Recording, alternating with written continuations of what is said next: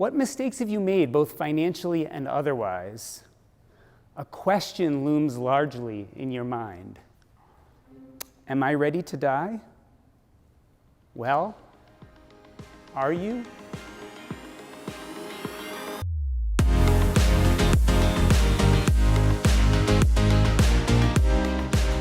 So today I'm going to present to you a play in 3 acts.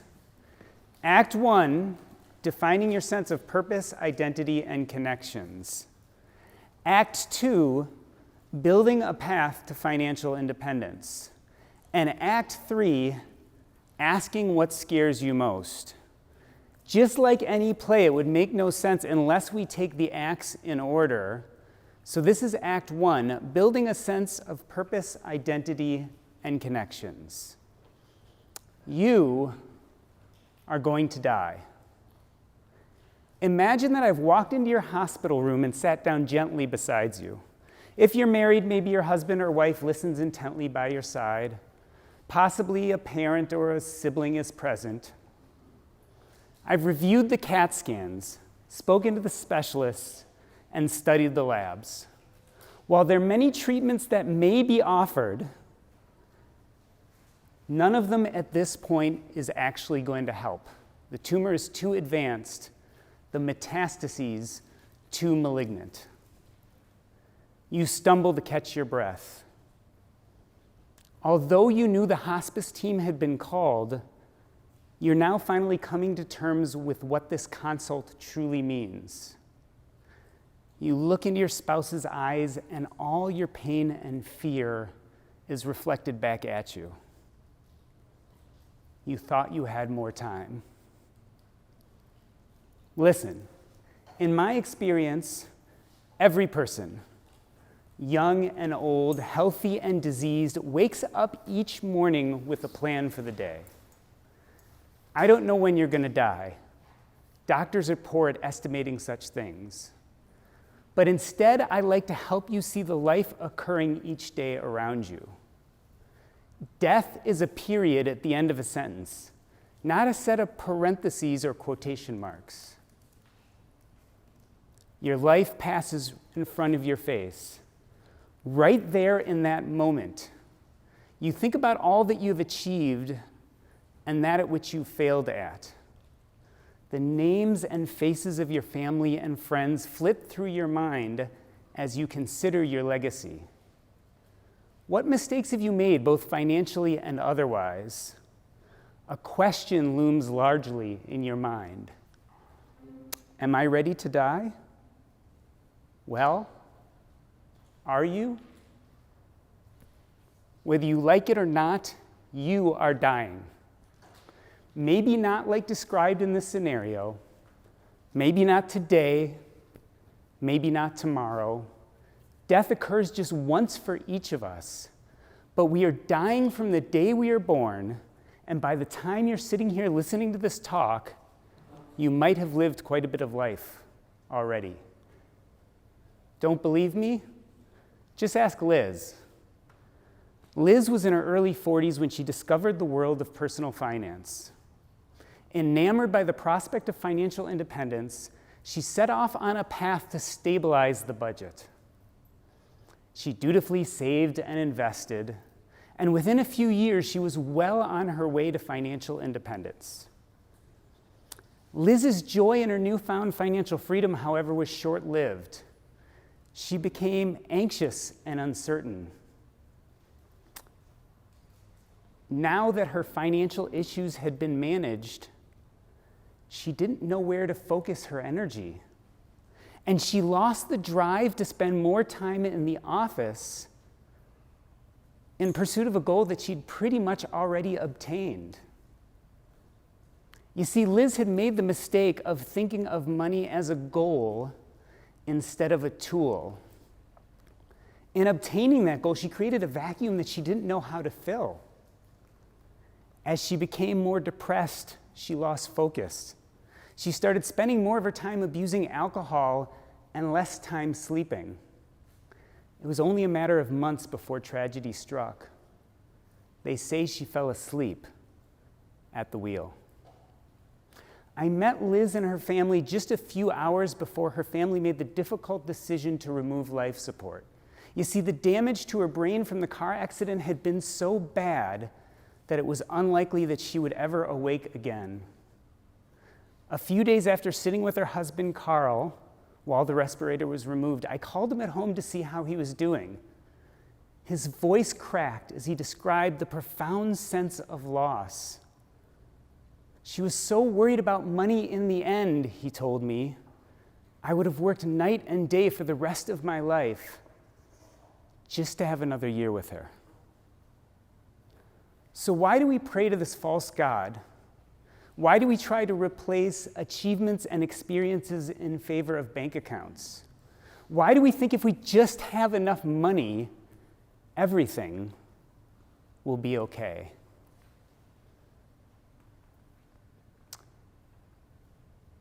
It was what I felt when I learned I was financially independent. It was the reason I, like Liz, found my own financial freedom so disorienting and depressing. I had spent so much time thinking about money because it's easier, less stressful, and more accepted by family and friends than other, more unusual goals. And unlike my dying patients, I figured I had so much more time to figure out my deeper down wants and needs. So I went for the lowest hanging fruit. I became a victim of the money mind meld, and the only way forward was to learn how to see through it. The money mind meld. Originally, financial independence was difficult for me. I was floundering as an internal medicine physician, trying and often failing to fight off burnout. In a fortuitous and random coincidence, Jim Dolly, the white coat investor, called me and asked me to review his book for my medical blog. Now, at the time, I'd always felt like I was savvy when it came to saving and investing, but I was by no means an expert. His book changed my life. Right after reading it, I knew immediately that I was financially independent, that I could leave my job and never work again. The urge to jump up and down and celebrate lasted all of a moment, and then I had a panic attack. Because the fiscal transition was so abrupt, the emotional awakening was anything but smooth. Upon making the earth-shattering discovery that I was financially free, a new and unexpected dread crept to the periphery of my psyche. It was only a matter of days before I fell into a deep depression. At first, I didn't know why. I was wallowing in fear and anxiety and feeling guilty for not being more excited. Wasn't this exactly what I wanted? Why do I feel shame instead of pride? Why doesn't this feel good? I had fallen into a trap, the trap of the money mind meld, a trap that I would recognize in the experiences of Liz. You see, thoughts, fears, and concerns concerns, and fears about money often play an overriding role in our lives. While we think of the destructive impact such thoughts have on our day-to-day existence, there's also a protective effect. When we concentrate on the audacious goal of some net worth number or financial independence, it lets us push everything else aside. Dreams, aspirations, bucket list items. We become so fixated on the illusion of wealth that everything else becomes peripheral. And why shouldn't it? Focusing on money is easy because it's quantifiable. It can be measured and monitored. The yardsticks are straightforward and the solution's simple. Work longer. Side hustle. Invest more aggressively. Concrete questions with simple solutions are so much more gratifying than dealing with the ephemeral issues of meaning and purpose. And unlike my hospice patients, we figure we have so much more time. To see through the money mind meld is to realize that time is finite, that we may die one day and not reach our ultimate goals. And it's incredibly uncomfortable to do that. We've become so blinded by the money mind meld that it may take a terminal diagnosis to help us see through the haze. We're forgetting to consider the most important concepts when it comes to life satisfaction, emotional well-being, and self-actualization. I'm talking purpose, identity, and connections. These are big concepts, so let me break them down one by one. Purpose. It's easy to feel that money is the overriding purpose in our life. There's joy in being enmeshed in earnings and frugality and budgeting and material consumption and tracking investments. Furthermore, there's so many measurable goals along the way. It feels good to make progress. Basking in the glow of success, we double down on side projects and side hustles to accrue more wealth. We start building revenue streams as a substitute for more elusive and yet gratifying pleasures. Obsessing over net worth feels so great for the moment. And then the vertigo sets in. What now? What larger purpose do I fulfill? While rest, relaxation, and travel are really exciting in the beginning, eventually we feel we have to dig into the grit of existence.